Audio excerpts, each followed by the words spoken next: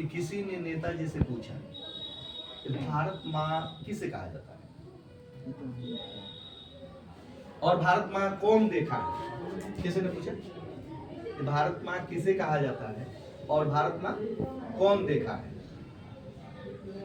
एक बात बता दे रहे हैं कि काल्पनिक है, वास्तविक नहीं है। एक और कही कि भारत माँ किसने देखा है, भारत माँ कैसी होती है। नेताजी कहे कि चलिए हम भारत माँ के जिक्र कर रहे हैं, आप लोग बता सकते हैं कि इसमें भारत माँ कौन कौन देखा है। यानी लगभग देखा है लोग। हम लोग जब भी भारत माँ की बात आता है तो क्या चीज पर जाते हैं लोग, नक्शे पर जाते हैं। ये भारत माँ कौन है जी।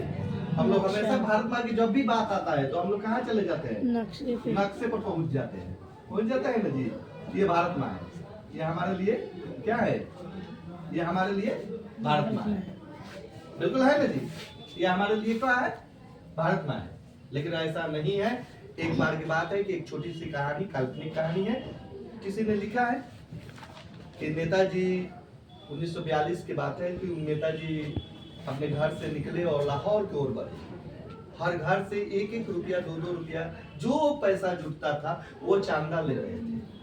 आजाद हिंद फौज का स्थापना करना था, वो चांदा ले रहे थे। चांदा लेते लेते वो लाहौर के किसी गांव में पहुंचे, जहां गांव में एक बुजुर्ग महिला रहती थी। और उस महिला, वो बुजुर्ग महिला के एक ही औलाद था।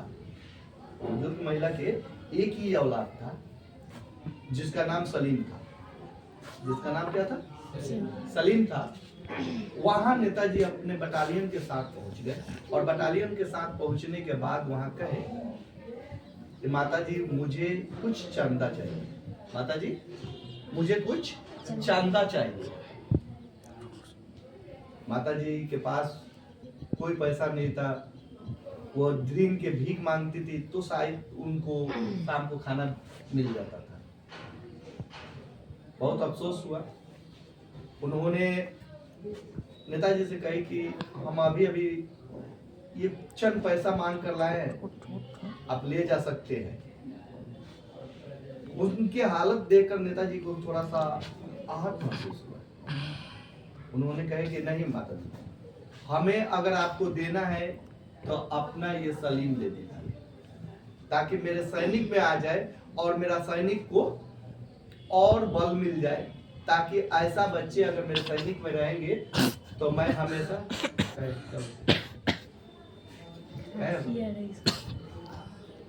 ऐसा बच्चे अगर मेरे सैनिक में रह रहे हैं तो मेरे सैनिक में क्या होगा, बल मिलेगा ना जी।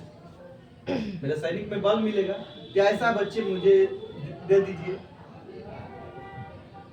नेताजी इस बात को उस माँ से कहे, माँ कहे कि इसके पिता, इसकी माँ, इसके दादा आजादी के लिए अंग्रेजों के हाथ से शहीद हो चुके हैं।